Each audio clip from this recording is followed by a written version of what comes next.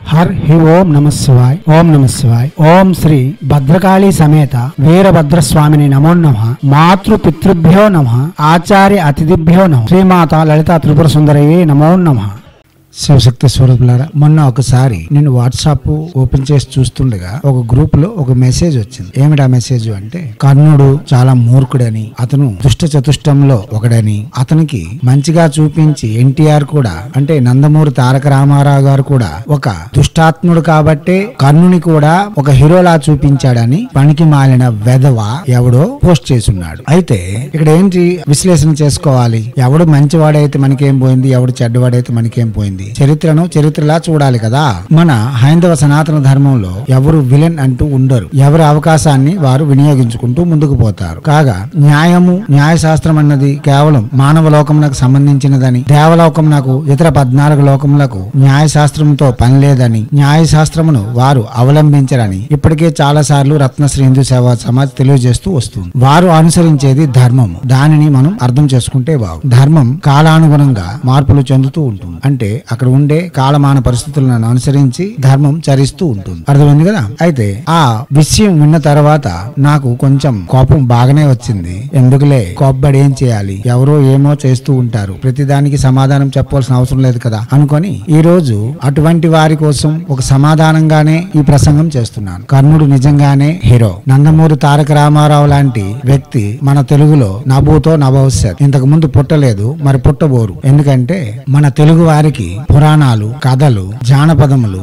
పరిచయం చేసిందే నందమూరి తారక రామారావు గారు. మేము ఒరిస్సాలో ఉన్నప్పటికి కూడా అతని సినిమాలు ఈ రోజు కూడా చూస్తూ ఉంటాం. కర్ణుడు అంటే ఎలా ఉంటాడు, దుర్యోధనుడు అంటే ఎలా ఉంటాడు, రావణాసురుడు అంటే ఎలా ఉంటాడు. అతను చూపించిన ఓ మహోన్నత వ్యక్తి. అతనికి విమర్శించే అధికారం ఏ తెలుగు వారికి లేదు. ఇష్టమైతే హర్షించండి, లేదా నోరు మూసుకొని పల్లుకుండండి. అర్థమైంది కదా. అయితే ఇక్కడ కర్ణుడి విషయంలోకి వద్దాం. కర్ణుడు అంటే ఎవరు? బుర్ర పెట్టి ఆలోచించాలి. కర్ణుడు ఎవరు? ఈ కర్ణుడు అంటే ఎవరు అనేది తెలుసుకున్న తర్వాతే ఇతర డైలాగులన్నీ చెప్పాలి. నోరుంది కదా అని చెప్పేయడం మంచిది కాదు కదా.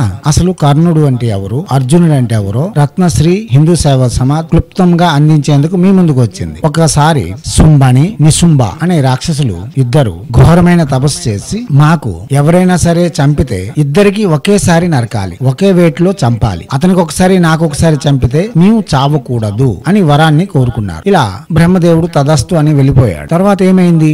భూలోకం నాకు మీద ఉండే స్వర్గలోకం నాకు ఒకడు, భూలోకం కింద ఉండే పాతాళ లోకంలో ఒకడు ఉండి ఎప్పుడు కూడా వారిద్దరు సమీపించకుండా ఉండి దేవలోకం నుండి 14 లోకములకు అల్లకొల్లాలు చేస్తూ ఉన్నారు. కానీ వారిద్దరు ఒక దగ్గరికి చేరరు. ఎందుకంటే వారిద్దరు ఒక దగ్గరికి వస్తే ఎవరైనా చంపేస్తారేమని భయం. దేవతలు, మునులు, యక్షులు, గంధర్వులు అందరూ కలిసి విష్ణు వద్దకు వెళ్లి ప్రార్థన చేశారు. స్వామి రక్షించవా, కాపాడవా అని. అతనికి సంహరించే శక్తి నాకు లేదు, అది శివుని యొక్క ఆజ్ఞతోనే ముడిపడి ఉన్నది, అందరం కైలాసం వెళ్దాం పదండి అన్నారు. అప్పుడు కైలాసం వెళ్ళారు. కైలాసం వెళ్లి శివునికి ప్రార్థిస్తే అప్పుడు శ్రీమాత అయిన జగజ్జనని ఆదిపరాశక్తి తనపై యుద్ధమును ప్రకటించింది. ముందు శుంభుని వద్దకు వెళ్లి 12,000 సంవత్సరాలు యుద్ధం చేసింది, అతను చావలేదు. తర్వాత నిశుంభుని వద్దకు వెళ్లి ఒక 12,000 సంవత్సరాలు యుద్ధం చేసింది, అతను చావలేదు. తిరిగి ప్రయాణంతో కైలాసం చేరుకొని, స్వామి మీరు పల్లక ఉంటే ఎలా అవుతుంది, మీరు ఏదో ఒక సహాయం నాకు చేయండి, ఈ యుద్ధంలో మీ సహాయం లేకుండా నేను ఏమీ చేయలేను,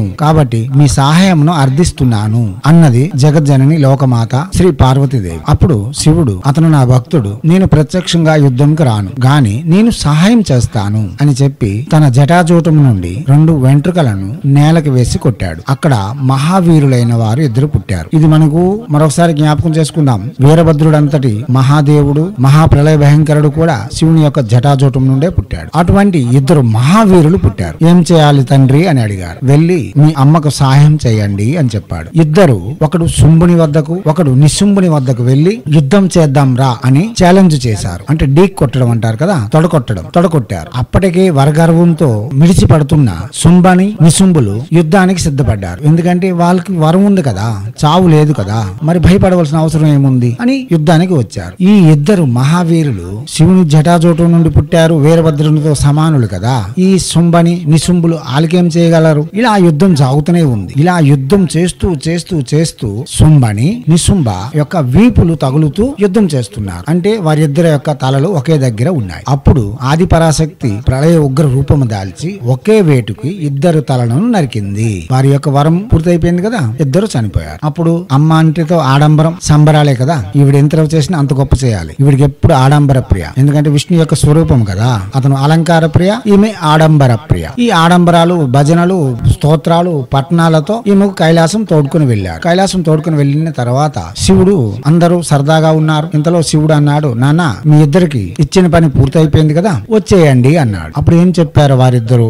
ఏమి యుద్ధము, ఏమిటి అది? ఆ శుంభని శుంభులు మేము ఒక దెబ్బ కొడితే వారు 3 యోజనాల దూరం తుల్లిపోయేవారు. వారితో యుద్ధం చేసి మాకు యుద్ధం మీద కసి తీరలేదు, మనసు తీరలేదు, మాకు యుద్ధం చేయాలని ఉంది అన్నాడు. అప్పుడు శివుడు అన్నాడు, ఒరే నాన్నలారా, మీతో యుద్ధం చేసే శక్తి సామర్థ్యాలు ఈ ప్రపంచంలో ఎవరికి ఉన్నాయి? మరలా నేనే రావాలి కదా. బ్రహ్మ విష్ణువులు సైతం మీ ముందు నిలబడలేరు. అటువంటి మీ ముందు మీతో యుద్ధం చేయడానికి ఎవరు వస్తారు? లేదు, మాకు అదంతా తెలియదు. నీవు యుద్ధం చేయమని చెప్పావు, మేము యుద్ధం చేయడానికి వెళ్ళాం, గాని మా మనసు తీరలేదు. మాకు యుద్ధం చేయాలని ఉంది.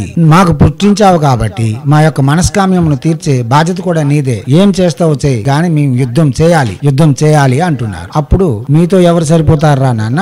మహాప్రళయ భయంకరుడైన వీరభద్ర సమానులు మీరు. కాబట్టి మీ ఇద్దరే కొట్టుకోండి, మీ ఇద్దరే యుద్ధం చేయండి, మీ ఇద్దరే విరోధంగా పుట్టి మీరే కొట్టుకోండి అని అభయం ఇచ్చి పంపించాడు. మొదటి జన్మ వాలి సుగ్రీవులుగా పుట్టి వారిద్దరే కొట్టుకున్నారు. రెండవ జన్మ కర్ణార్జునులుగా పుట్టి వారిద్దరే కొట్టుకున్నారు. వారి ముందు నిలిసే ధైర్యం, దమ్ము ఈ 14 లోకాల్లో ఎవ్వరికీ లేదు.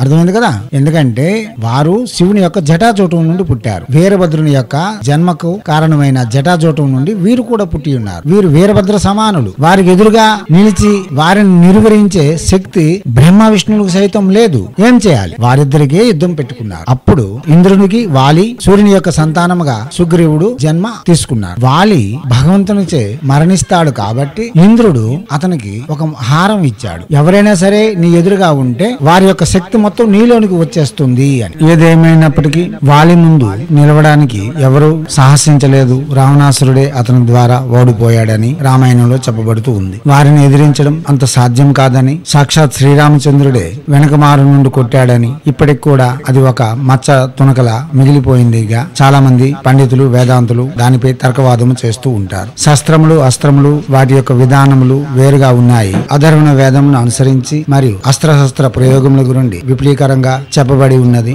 దానిని అనుసరించి రాముడు ఎటువంటి తప్పు చేయలేదు. అయినప్పటికీ కూడా వాలిని ఎదిరించడానికి రాముడు సాహసించలేదు. ఎందుకంటే వాలి యొక్క బలం అటువంటిది. రాముడు చాలా దివ్యమైన పురుషుడు, పురుషోత్తముడు కాగా మర్యాద పురుషోత్తముడు. అతను శ్రీకృష్ణుని వంటి లీలలు చూపించలేదు. గౌరవప్రదంగా జీవించే మానవ జీవితం యొక్క ఒక ఉదాహరణ స్వరూపమే రాముని యొక్క అవతారం. అటువంటి రామచంద్రుడే వాలిని ఎదురుగా నిలవలేదు. అటువంటి శక్తివంతులు వీరిద్దరు కాగా సీత అన్వేషణకు శ్రీరామచంద్రుడు సుగ్రీవుని యొక్క సహాయం తీసుకున్నాడు. అదే ప్రకారంగా కర్ణుడు పుట్టిన వెంటనే సూర్యుడు కవచ కుండనాలు కర్ణుడికి ప్రసాదించాడు. అయితే ఇక్కడ కర్ణుని యొక్క గొప్పతనం ఏమిటి?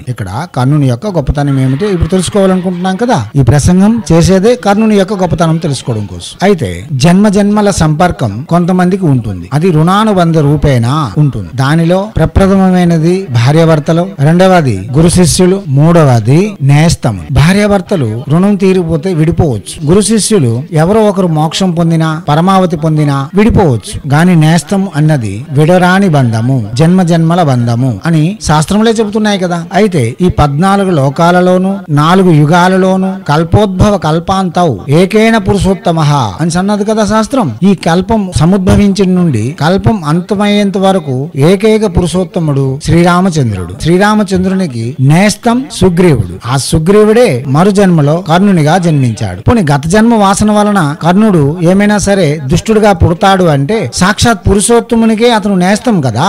గత జన్మలో శ్రీరామచంద్రునికి నేస్తం. అది గత జన్మ సంస్కారం. అంటే శ్రీరామునితో ఉండడమే అతనికి ఆ అవలక్షణాలు వచ్చాయని మీరు చెప్తారా? సులక్షణాలు వచ్చాయని చెప్తారా? శ్రీరామునితో నేస్తం చేశాడు కాబట్టే ఈ జన్మలో ప్రతిదీ దానం ఇచ్చేశాడు. ఏది ఆశపడలేదు. అతని తల గొప్పతనం ఏంటో మీకు అర్థమైంది కదా. సాక్షాత్ శ్రీరామచంద్రునికి నేస్తం గత జన్మలో, ఈ జన్మలో కర్ణుడిగా పుట్టాడు. ఇంకొక విషయాన్ని మీరు గమనించాలి. అర్జునుడు చనిపోయేటప్పుడు అతనికి సాగనంపేందుకు కృష్ణుడు లేడు. అర్జునుడు ఎక్కడో పడ్డాడని, స్వర్గానికి చేరుకోలేకపోయాడని స్వర్గారోహణ పర్వంలో మనం చదివాం. కాగా అర్జునుని యొక్క జీవితంలో శ్రీకృష్ణుని సాన్నిధ్యము, శ్రీకృష్ణునితో అతని యొక్క జీవిత సహవాసం జరిగింది. కాగా గీతాచార్యుడైన సాక్షాత్ భగవాన్ శ్రీకృష్ణుడు మొట్టమొదటిసారి తాన వాచగా అర్జునునికే చెప్పాడు, గీత వింటే మోక్షం, గీత చదివితే మోక్షం, గీత యొక్క శ్లోకం ఒకటి మననం చేస్తే మోక్షం అన్నారు కదా. మరి అర్జునుడు మోక్షం పొందలేదే, మోక్షం పొందకపోవడమే కాదు స్వర్గానికి కూడా చేరుకోలేకపోయాడు. అలా అని మనం గీతను విమర్శించలేము కదా. నిజానికి గీతలో అటువంటి సారాంశం ఉంది. నిజంగానే భగవద్గీత శ్రీకృష్ణునిచే బోధించబడు భగవద్గీత సత్యముగానే మోక్షమునకు సోపానము. అది చాలా మంది ఋషులు రుజువు చేసి ఉన్నారు.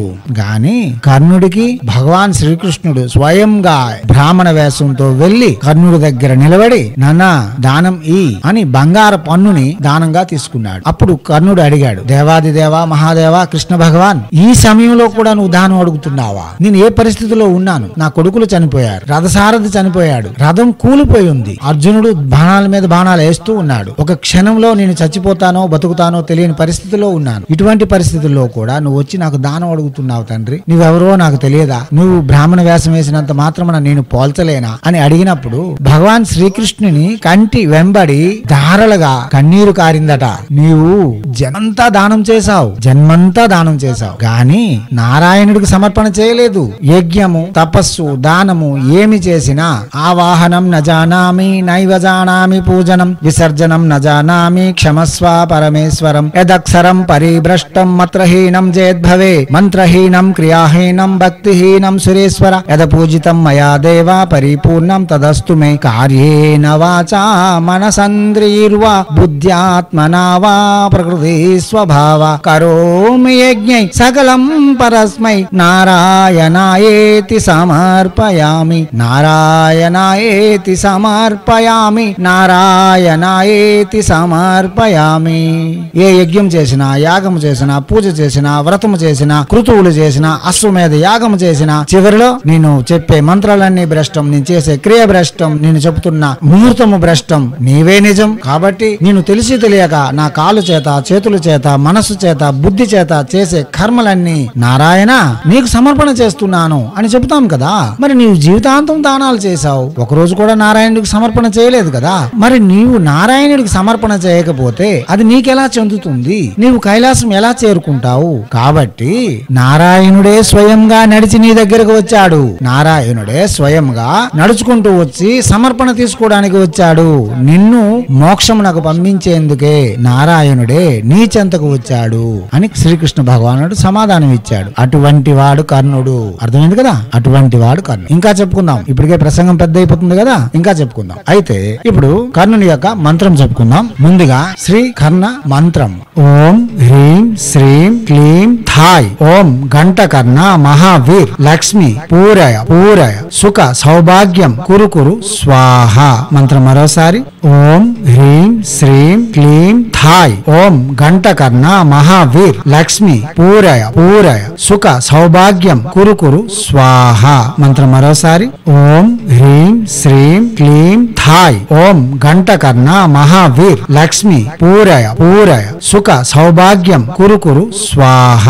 కర్ణుని యొక్క మంత్రం చేయడం వలన లక్ష్మీదేవి యొక్క అనుగ్రహం అతి శీఘ్రంగా లభిస్తుంది. సకల శ్రేయస్సులు, సౌభాగ్యము మరియు ఆర్థిక సమస్యల నుండి బయటపడడం, సంపదల పెరుగుదల, వ్యాపారంలో విజయం, కుటుంబంలో శ్రేయస్సు, అదృష్టం పెంపు, మానసిక శాంతి లభిస్తుంది. ఈ సాధన చేసే వాళ్ళు తులసి, చందనపు వస్తువులను వాడుతూ, పండ్లను ప్రసాదంగా నివేదన చేస్తూ, ఎరుపు, పసుపు, తెలుపు వస్త్రములను ధారణ చేస్తూ జపం చేయవలసి ఉంటుంది. ఈ మంత్ర జపం 18 రోజులు, రోజుకి 11 మాలలు జపం చేయాలి. శుక్రవారము లేక పూర్ణిమ రోజు ప్రారంభించుకోవచ్చు. ఇలా చేయడం వలన లక్ష్మీదేవి యొక్క అనుగ్రహం అతి శీఘ్రంగా లభించి మనకు జీవితంలో సకల విధమైన శ్రేయస్సులు లభించగలవు. ఈ మంత్రము క్రమం తప్పకుండా 18 రోజులు చేయగలిగితే సకల విధమైన శ్రేయస్సులు, అఖండ ఐశ్వర్యం లభించగలదని శాస్త్రములు వచనం. దివ్యాత్మ స్వరూపులారా, ఈ మంత్రమునకు కూడా దిగ్బంధన చేయవలసి ఉంటుంది. ముందుగా దిగ్బంధన చేసి తర్వాత జపం చేయడం చాలా చాలా విశేషమైన ఫలితం ఇవ్వగలదు. ఇప్పుడు దిగ్బంధన మంత్రం.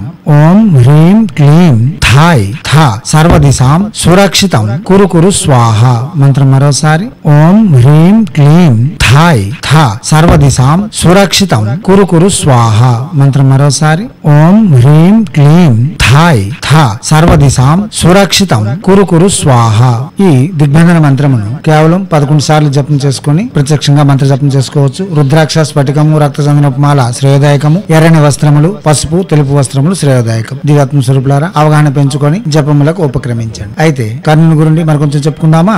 ఎలాగో సమయం అయితే ఉంది కదా, చెప్పడానికి నాకు సమయం ఉంది, వినడానికి మీకు సమయం ఉంటే వినండి. అందుకోసమే మంత్రం ముందుగా చెప్పేశాను. అయితే కర్ణుని యొక్క జీవితంలో స్వయంగా శ్రీకృష్ణుడే ప్రశంసలు చేసి ఉన్నాడు. అటువంటి ఘట్టములు చాలా జరిగి ఉన్నాయి. దానికి కారణం భగవంతుడు ధర్మం వైపు ఉంటాడు అనడానికి నిదర్శనం కాగా వారిద్దరిది జన్మ జన్మల యొక్క సంపర్కం. శ్రీరామచంద్రుడు యొక్క నేస్తం సుగ్రీవుడు, ఆ సుగ్రీవుడే ఇప్పుడు కర్ణుడు. దానిలో 2 ఉదాహరణగా చెప్పుకుందాం. ఒక రోజు అర్జునుడు కృష్ణునితో ఇలా చెప్పాడు. బావా, కర్ణుడు దుర్యోధను వద్ద ఉద్యోగం చేస్తున్నాడు, అంగరక్షకుడుగా ఉంటున్నాడు. అతనికి ప్రతిరోజు 12 మణుగుల బంగారం అనగా అక్షరాల 144 కేజీల బంగారం జీతంగా దొరుకుతుంది. కాగా అతను అంగరాజ్యమునకు రాజు. అంగరాజ్యం అంటే మన తూర్పు సముద్రమునకు ఆవహించి ఉన్నది. తూర్పు సముద్రము వజ్ర వైడూర్యములకు మరియు ముత్యముల యొక్క రాసులకు నెలవు. కాబట్టి తూర్పు సముద్రపు ఒడ్డున ఉన్నవారందరూ ఐశ్వర్యవంతులే. అటువంటి ఐశ్వర్యయుక్తమైన రాజ్యమునకు రాజు. కాబట్టి అతను దానం చేయగలుగుతున్నాడు. నాకు తిండికే లేదు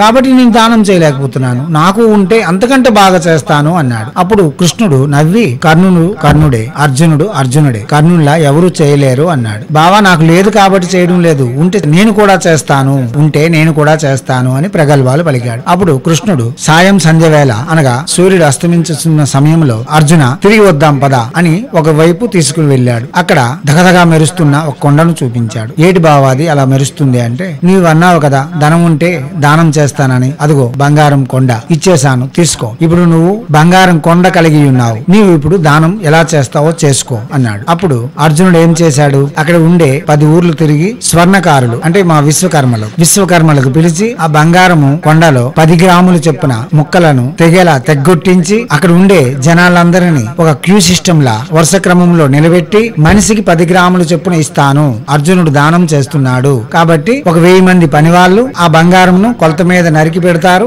దానం చేసే వాళ్ళు ఒక 5 మంది 10 మంది ఉంటారు. వారు ప్రతి మనిషికి 10 గ్రాములు 20 గ్రాములు బంగారం చొప్పున దానం చేస్తూ ఉంటారు. ఇలా ఒక సిస్టమేటిక్ గా చేసుకుంటూ వెళ్ళాడు అర్జునుడు. అప్పుడు కృష్ణుడు చూసి నవ్వాడు, కర్ణుడి దానం ఇలా ఉండదు అని. అయితే కర్ణుడు ఎలా దానం చేస్తాడు? అయితే పద చూద్దాం అని అర్జునుడు కృష్ణుడు స్వయంగా కర్ణుని వద్దకు నడిచి వెళ్లారు. స్వయంగా తమ్ముడు మరియు బావ కృష్ణుడు భగవంతుడు అతనికి సాక్షాత్ భగవాన్ స్వరూపునిగానే అతిథి మర్యాదలు అతిథి సత్కారములు చేసి కర్ణుడు సముచిత ఆసనం వేసి కృష్ణునికి సకల సపర్యలు చేసి గౌరవపూర్వంగా మర్యాద చేశాడు. భగవాన్ శ్రీకృష్ణ, ఊరకరారు ఉత్తములు, మీరు ఏం పని మీద నా వద్దకు వచ్చారో సెలవిస్తే బాగుంటుంది అని అడిగాడు. లేదు కర్ణ, నేను సాయంత్రం సంధ్యవేళ అలా వాకింగ్ కోసం అలా తిరగడానికి వెళ్లేటప్పుడు 2 బంగారం కొండలు నాకు కనిపించాయి. అవి కనిపించిన వెంటనే నాకు నువ్వే గుర్తుకొచ్చావు. ఆ బంగారం కొండలు నీకిస్తే ఏదైనా దాన ధర్మాలు చేస్తావు కదా అని చెప్పడానికి వచ్చాను. నీవు నాతో వస్తే ఆ కొండలను చూపిస్తాను అన్నాడు. వెంటనే కర్ణుడు కృష్ణార్జునులతో కలిసి వెళ్ళాడు. వెళ్లిన వెంటనే కృష్ణుడు ఆ 2 బంగారం కొండలను చూపించాడు. అర్జునునికి ఇచ్చింది 1 బంగారం కొండ గాని కర్ణుడికి 2 బంగారం కొండలు చూపించాడు. వెంటనే కర్ణుడు ఏం చేశాడు? తన రథముకున్న గుర్రమును విప్పి గుర్రముపై తానే ఒంటరిగా బయటికి వెళ్లి అక్కడ ఎన్ని ఊర్లు ఉన్నాయో అంటే ఆ దగ్గరలో ఉండే పల్లెటూర్లు అందరికి వెళ్లి బంగారం కొండ నాకు దొరికింది, మీరు పంచుకుందరు గాని రండి అని అందరికి పిలిచాడు. అందరూ వచ్చారు. మీరు ఈ బంగారం కొండని సమభాగంగా పంచుకోండి, అంతా తీసుకుని వెళ్ళిపోండి, మీరు హాయిగా ఆ జీవనం సుఖంగా జీవించడానికి మీకు సరిపోతుంది, పంచుకోండి అని చెప్పాడు. వాళ్ళు వెంటనే పని మొదలు పెట్టారు. ఎవరికి ఎంత కావాలో అంత తవ్వుకోవడం మొదలు పెట్టారు. వెంటనే కర్ణుడి దగ్గరకు వచ్చి, భగవాన్ శ్రీకృష్ణ, నీవిచ్చిన పని అయిపోయింది, పద వెళ్ళిపోదాం అన్నాడు. అప్పుడు అర్జునుడు అలా ఆశ్చర్యపోయాడు. ఈటి కొలా లేదు నిలా లేదు, ఎందుకు అలా ఎలా ఇచ్చేసావు, వాళ్ళు ఎలా పంచుకుంటారు అని అర్జునుడు అడిగాడు. నాన్న, తమ్ముడా అర్జున, మనం వచ్చేటప్పుడు ఏమీ తీసుకురాలేదు. భగవాన్ శ్రీకృష్ణుడే దానం చేయడానికి ఇచ్చాడు. అది ప్రకృతిబద్ధంగా మనకు వచ్చింది. ప్రకృతిలో ఉండే జీవుల కోసం మనం పంచి ఇచ్చాం. భగవంతుని యొక్క స్వరూపంలో లిప్తమైన పిపీలికం నుండి ఏనుగు వరకు, సముద్రంలో చిన్న చేప నుండి తిమింగలం వరకు భగవంతుని దృష్టిలో సర్వము సమానమే. వారి యొక్క సంపద వారు తీసుకెళ్తున్నప్పుడు మనకెందుకు అభ్యంతరం? ఎవరి అదృష్టం ఎంత ఉంటే అంత తీసుకువెళ్తారు. భగవంతుడు ఇచ్చాడు, అడిగాడు, వాళ్ళకి ఇచ్చేసాం, అయిపోయింది కదా అన్నాడు. వెంటనే అర్జునుడి గుండెలో తడి ఆరిపోయింది. కర్ణుడు అంటే అటువంటి వాడు. కర్ణుని యొక్క చరిత్ర అలా ఉంటుంది. భగవాన్ శ్రీకృష్ణుడే చాలా సార్లు ప్రశంసించిన జన్మ కర్ణునిది. మరో ఉదాహరణ చెప్పుకుందామా? నా దగ్గర ఉద్యోగం చేస్తున్న కర్ణుడు మహాదాని దాన కర్ణుడు అంటున్నారే, నాకేమి సంపద తక్కువ ఉంది అని దుర్యోధనుడు భావన చేసి ధర్మగంట, ఎలాగైతే కర్ణుడి ద్వారమునకు ఒక గంట కట్టి ఉంటుంది, ఆ గంట ఎవరు కొడితే వెంటనే కర్ణుడు బయటికి వస్తాడు, వారేం అడిగితే అది ఇస్తాడు. అలాంటి ధర్మగంట ఒకటి దుర్యోధనుడు కూడా కట్టాడు. అప్పుడు కృష్ణుడు ఏం చేశాడు, ఒరే నాయనా, దానం అనేది కర్ణుడికి మాత్రమే చెల్లుతుంది, ఇతరులు చేయలేరు. కర్ణుని యొక్క చరిత్రలో శ్రీకృష్ణుడు చాలా సార్లు అతనికి సహాయం చేశాడు. అతను ఎంత గొప్పవాడో నిరూపించింది భగవాన్ శ్రీకృష్ణుడే. మనం భారతం చదువుదాం, భారతంలో చూడండి, కర్ణుని యొక్క గొప్పతనం మొత్తం చాటి చెప్పేది భగవాన్ శ్రీకృష్ణుడే. చాలా సార్లు చూపించాడు. అయితే అప్పుడు ఏం చేశాడు కృష్ణుడు, పెద్ద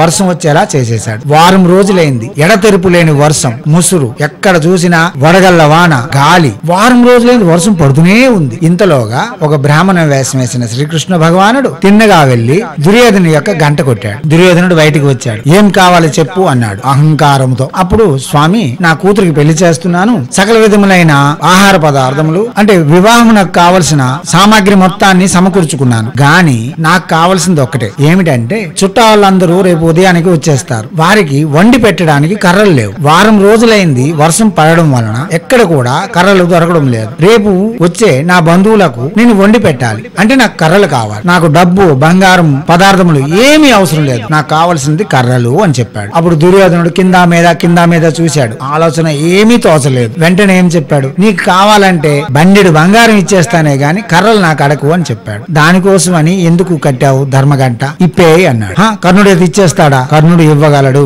కర్ణుడు ఇస్తాడు, కర్ణుడు ఇవ్వగలడు, ఎందుకంటే అతను కర్ణుడు కాబట్టి అని చెప్పి చిన్న ఎకిలి నవ్వు నవ్వి అక్కడి నుండి వెళ్లిపోయాడు. దానికి దుర్యోధనుడు చాలా బాధపడ్డాడు. ఇంతలోగా కొంత సమయానికి కర్ణుడింటికి చేరుకున్నారు. ఆ బ్రాహ్మణ వేషధారి అయిన భగవాన్ శ్రీకృష్ణుడు వెళ్లి అక్కడ గంట కొట్టాడు. గంట కొడితే కర్ణుడు బయటికి వచ్చాడు. ఏం కావాలి అని అడిగాడు. అప్పుడు నా కూతురికి పెళ్లి చేయాలి, సకల సన్నాహములు నేనే చేసుకున్నాను, గాని వర్షం పడడం వలన కర్రలు దొరకడం లేదు, అతిథులు వచ్చేసి ఉన్నారు, వంట చేయాలి, వంట కోసం నాకు కర్రలు కావాలి, నీవు అవి ఎలాగైనా ఇవ్వాలి, మీరైతే ఇవ్వగలరని మీ వద్దకు వచ్చాను అని చెప్పాడు. వెంటనే కర్ణుడు ఏ మాత్రం ఆలోచించకుండా రాజభవనమును ఒకదాన్ని పగలగొట్టండి, దానిలో కర్రలు కడ్డీలు ఉంటాయి కదా, ఆ కడ్డీలకు కర్రలకు అంటే అప్పుడు కర్రలు వేసి దానిపై స్లాబ్లు వేసేవారు. ఇప్పట్లా ప్రత్యక్షంగా స్లాబ్ వేసే విసులుబాటు ఉండేది కాదు. అప్పుడు ప్రతి ఇంట్లో కేవలం కర్రతోనే ఇల్లు నిర్మాణం జరిగేది. కాబట్టి ఒక కోటను విరిచేయండి, దానిలో ఎంత కర్ర వస్తే ఆ కర్రకి మైనపు గుడ్డలు కట్టి ఆ బ్రాహ్మణోత్తముడికి ఇవ్వండి అని చెప్పాడు. అప్పుడు ఒక కోటను బద్దలగొట్టి దానిలో కర్రలు తీసి దానికి మైనపు గుడ్డలు చుట్టి, అంటే నానిపోతే కాలవు కదా, దానికోసం మైనము గుడ్డలు చుట్టి 7 బళ్ళపై అలంకరించి 7 బళ్ళపై లోడ్ చేసి పంపించాడు కర్ణుడు. అవి తీసుకుని వస్తూ బ్రాహ్మణ వేషధారి అయిన శ్రీకృష్ణ భగవానుడు దుర్యోధనుడికి చూపించాడు. ఇచ్చారా? ఎలా ఇచ్చారు అంటే కోటను బద్దలు కొట్టాడు, కోటలో కర్రలు ఉన్నాయి కదా, ఆ కర్రలని తీసి ఇచ్చాడు. అరే నాకు కూడా కొన్ని 100 కోట్లు ఉన్నాయి కదా, నాకెందుకు ఈ ఆలోచన రాలేదు, నేనెందుకు కోట బద్దలు కొట్టలేదు అంటే అప్పుడు చెప్పాడు, ధర్మం చేయాలి అనేది కేవలం యాక్టింగ్ కాదు, ఏదో 10 మంది చూస్తారనో 10 మంది మెచ్చుకుంటారనో చేసేది కాదు, హృదయంలో రావాలి. అది స్వశుద్ధంగా కర్ణునికి ఉంది కాబట్టే అతను చేయగలుగుతున్నాడు అని చెప్పాడు. దివ్యాత్మ స్వరూపులారా, కర్ణుని యొక్క చరిత్ర అటువంటిది. పురాణము పంచలక్షణం, పురాణములలో బ్రాహ్మణీయము, క్షత్రియము, వైశ్యము, శూద్రము, పంచమము అని 5 విభాగములుగా విభజించబడి ఉన్నాయి. బ్రాహ్మణీయమందు ధర్మరాజు పెద్ద ధర్మరాజు లాగా అతను ఏదో పెద్ద ఉత్తమ పురుషుల్లా వర్ణిస్తారు, గాని క్షత్రియంలో అది పూర్తిగా వ్యతిరేకంగా ఉంటుంది. కాబట్టి 5 విధములైన పురాణములు చదవాలి. మరలా పురాణం పంచలక్షణం, పురాణంలో ఒక పురుషుని యొక్క దివ్య చరిత్ర అయి ఉండాలి, ఒక క్షేత్రమునకు వివరణ చెబుతూ ఉండాలి, ఒక కాలమునకు అనుగుణంగా ఉండాలి, దానిలో ప్రమాణములు, శాస్త్ర ప్రమాణములు, ఆస్తిక ప్రమాణములు తప్పనిసరి ఉంటేనే అది పురాణం అవుతుంది. దీనిని అర్థం చేసుకుని ముందుకు సాగితే